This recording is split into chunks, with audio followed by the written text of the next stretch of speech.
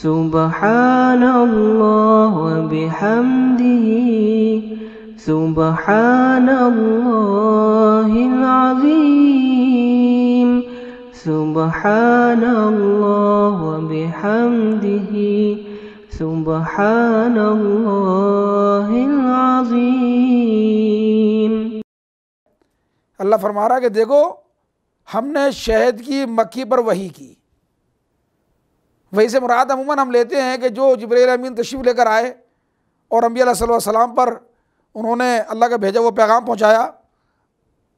اس کے علاوہ کچھ اور شکلیں بھی وحی کی ہیں کہ جن میں بعض اوقات کوئی اشارہ کسی کو مل جایا کرتا ہے، بعض اوقات کوئی بات اس کے خواب میں بتا دی جاتی ہے، بعض اوقات کوئی بات جسے کہتے ہیں نا الہام، وہ الہام ہو جایا کرتا ہے جو اللہ کے برگزیدہ بندوں پر ہوا کرتا ہے۔ اور ایک وحی کی شکل القاء کہلاتی ہے، جو کہ عموماً جس سے میرا اور آپ کا واسطہ پڑتا رہتا ہے۔ یا اس کی مثال ایسے لے لیں کہ جیسے مچھلی کا ایک بچہ جب پیدا ہوتا ہے اس دریا میں یا سمندر میں، اور پیدا ہوتے ہی وہ تیرنا شروع کر دیا کرتا ہے۔ بکری کا بچہ جب پیدا ہوتا ہے چلنا شروع کر دیتا ہے۔ اسی طرح جب انسان کا ایک بچہ پیدا ہوتا ہے تو اسے نہیں پتہ ہوتا کہ دودھ پینا کیسے ہے۔ جب وہ ماں کی چھاتی سے لگتا ہے تو دودھ پینا شروع کر دیتا ہے۔ گویا کہ رب نے تربیت کا ایک ایسا نظام رکھا ہوا ہے جس میں کسی استاد کی ضرورت بھی نہیں پڑتی، اور آٹومیٹک اس کی مخلوق جو ہے وہ اس راستے پر چلنا شروع کر دیتی ہے کہ جو راستہ اس کے لیے موزوں ہوتا ہے، اور یہ القاء کہلاتا ہے۔ یہ بھی وحی کی ایک شکل ہے۔ اور وہ جو انبیاء علیہ السلام پر جبرائیل امین تشریف لایا کرتے تھے اور وہ ان کو پیغام دیا کرتے تھے، تو یہ وحی کی ایک سپریم شکل کہہ لیجئے کہ جس میں پتہ ہوتا تھا اللہ کے نبی کو کہ ہاں میرے سامنے باقاعدہ ایک پیغام دینے والا آیا، مجھے پیغام دے رہا ہے اور اس پیغام کو میں نے آگے پہنچانا ہے۔ تو اللہ سبحانہ و تعالیٰ یہاں شہد کی مکھی سے وہ مثال دے رہا ہے اور فرما رہا ہے کہ شہد کی مکھی پر ہم نے القاء کیا۔ کیا القاء کیا؟ کہ وہ پہاڑوں میں اور درختوں میں اور چھتوں میں جو بیلیں ہوا کرتی ہیں وہاں پر وہ اپنے چھتے بنائے، وہ اپنے گھر بنائے۔ اور کیوں بنائے؟ بلندی پر گھر کیوں بنائے؟ وہ نیچے گھر کیوں نہ بنائے؟ علماء لکھتے ہیں کیونکہ اوپر جو ہے وہ ہوا اس کو شفاف ملے گی، نیچے گندگی زیادہ ملنے کے امکانات ہیں، لہذا رب نے اس کو پاکیزہ بنا دیا اور فرمایا کہ پھر وہ جو شہد کی مکھی ہے وہ ہر طرح کے پھلوں کا رس چوسے اور اپنے رب کی ہموار کی ہوئی راہ پر چلتی رہے۔ آج ہم اور آپ انویگیٹر کی بات کرتے ہیں، یہ آج کی ایک ٹرم ہے، لیکن رب نے اس شہد کی مکھی کے لیے وہ راستہ متعین کر دیا کہ جب اس نے دنیا بنائی تھی، جب وہ شہد کی مکھی کو پیدا کیا تھا۔ اب ذرا غور کیجئے، یہ جو شہد کی مکھی کا نظام ہے نا، ایک بڑی سسٹمائز، میں نے پہلے بات کہی کہ بڑی سسٹمائز مکھی ہے یہ۔ اس میں میرے اور آپ کے لیے عبرت ہے۔ کیا عبرت ہے، کیا سبق ہے میرے اور آپ کے لیے؟ کہ شہد کی مکھی یہ ایک امام کے گرد گھومتی ہے، اس کی ایک ملکہ مکھی ہوا کرتی ہے، اور پھر اس میں مختلف جماعتیں بنی ہوتی ہیں، مختلف گروپس ہوتے ہیں مکھیوں کے۔ ایک گروپ کا کام ہوتا ہے کہ وہ گھر بنائے، وہ چھتا بنائے، وہ کوئی اور کام نہیں کرے گی۔ دوسری مکھی کا کام یہ ہے، ایک گروہ کا کام، کہ وہ سیکورٹی کا کام انجام دے۔ وہ کسی بھی اور جانور کو، جراثیم کو، کسی چیز کو وہ شہد کے چھتے کے قریب نہیں آنے دیتی۔ اور کچھ مکھیوں کا کام یہ ہوتا ہے کہ وہ جائیں اور مختلف قسم کے پھلوں کا اور پھولوں کا اور جڑی بوٹیوں کا رس چوس کر آئیں اور پھر یہاں جو ہے وہ شہد بنائیں، یہ ان کا کام ہوتا ہے۔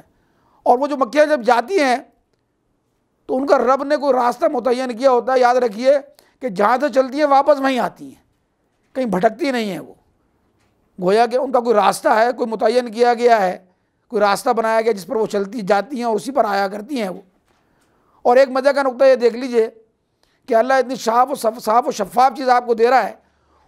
وہ جو دودھ کی مثال اس سے پہلے اس نے دی، اس کی شفافیت بتائی، اسی طرح شہد کی مکھی کی شفافیت دیکھیے کہ اگر کوئی مکھی، شہد کی مکھی جو کہ رس چوسنے پر معمور ہے، وہ جائے اور کسی گندی چیز پر بیٹھ جائے تو ملکہ مکھی وہاں سے آرڈر کر دیتی ہے اپنے ان دفاعی جو باڑ کی اس کی ہوتی ہیں، جو اٹیکنگ مکھیاں ہوتی ہیں، ان کو کہ وہ جائیں اور اس کو قتل کر دیں۔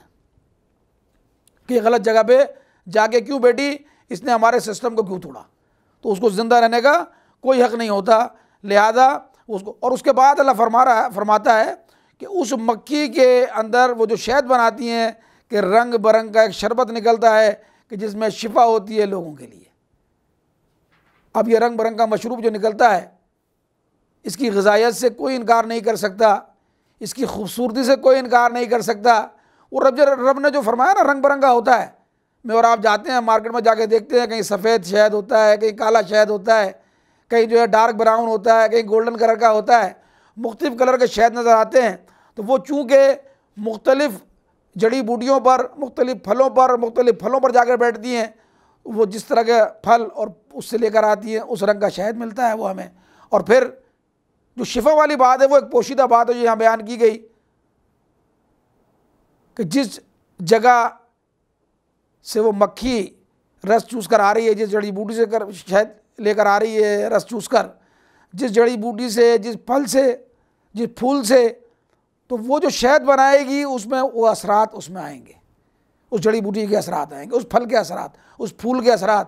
تو گویا کہ جس مرض کے لیے جو جڑی بوٹی موضوع ہے، جو پھل موضوع ہے، جو پھول موضوع ہے، اس سے وہ شفا اس میں آ جائے گی اور وہ شفا ملے گی وہ۔ اور اللہ نے فرمایا کہ یقیناً اس میں بھی ایک نشانی ہے ان لوگوں کے لیے جو غور و فکر کرتے ہیں، ہر ایک کے لیے نہیں ہے کہ تم ہٹ درم بنے رہو، تم اس رب کو نہ پہچانو، اس رب کو نہ مانو، اس کے رسولوں کا انکار کرو، اس کی کتابوں کا انکار کرو، آخرت کا انکار کرو، کرتے رہو۔ لیکن رب فرما رہا ہے کہ یہ چیزیں بنائی اگر تم کر سکتے ہو تم کر کے دکھا دو، چیلنج کر رہا ہے وہ تو، اور تم اگر نہیں کر سکتے اپنے معبودوں سے کروا کے دکھا دو، اور وہ بھی نہیں کر سکتے تو پھر یہ عقل رکھنے والوں کا، غور و فکر کرنے والوں کا کام ہے کہ پھر وہ اس رب کے گرد جمع ہو جائے اور اس رب کی وحدانیت کا وہ اقرار کر لے۔ یہی ایک غور و فکر کی اور عقل کی نشانی ہے۔ وآخر دعوانا ان الحمدللہ رب العالمین۔ اللہم صلی علی سیدنا محمد وعلی آلہ وصحبہ وسلم۔ اللہم صلی علی سیدنا محمد وعلی آلہ وصحبہ وسلم۔